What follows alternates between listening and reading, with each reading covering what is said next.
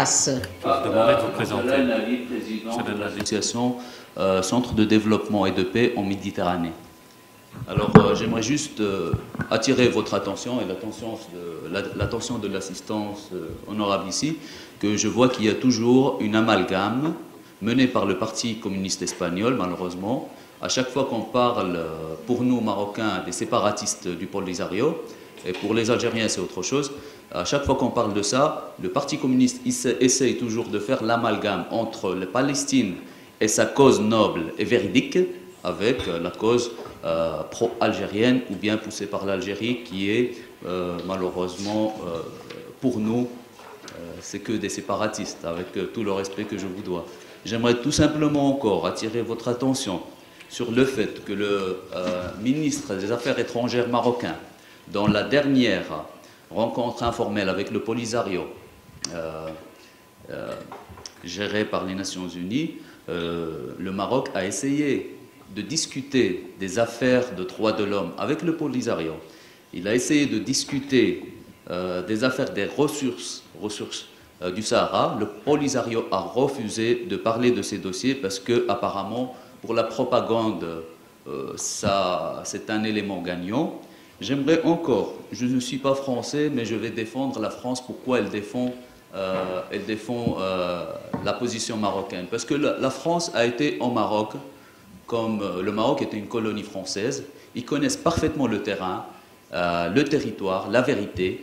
Alors ils donnent favorablement leur soutien au Maroc. Il y a une autre chose encore que j'aimerais faire le point, et je trouve que c'est important, c'est que Madame, ici présente, a demandé, je ne sais pas si c'est un objectif politique, a demandé à Monsieur du Polisario de garder une copie. Ça, vous pouvez le faire sans que... Et j'aimerais que, si possible, d'écrire ça aussi, que pour ce que Monsieur nous a raconté, pour les exactions dans les camps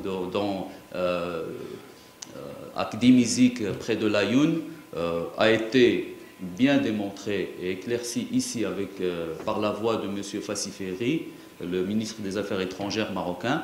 Il a bien expliqué la situation et il a eu l'accord de tout le monde. La version marocaine est véridique.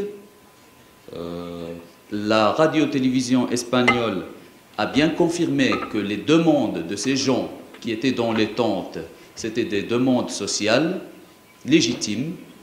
Ça n'avait rien à voir avec du séparatisme ou quoi que ce soit.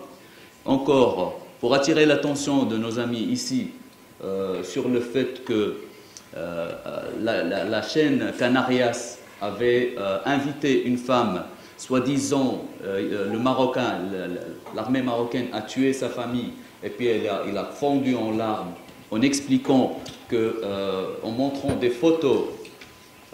Et ça, je peux le démontrer. Je peux vous assurer qu'à partir de 2004, les Nations Unies n'ont jamais parlé.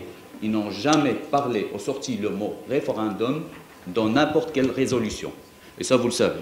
Les retos que me encuentra algo raro, usted lo sabe. Alors, le défi de trouver quelque chose dans ce sens. Il se base sur plusieurs, et le Maroc déjà a changé d'avis au fur et à mesure. Il a changé sa position. Il est en position de force déjà. Alors, mais il a essayé toujours de parler avec le Polisario, de trouver une solution pacifique, mais on sait que l'Algérie est toujours malheureusement derrière tout ça. Notre ami a dit que le Maroc pratique le status quo. C'est pas vrai.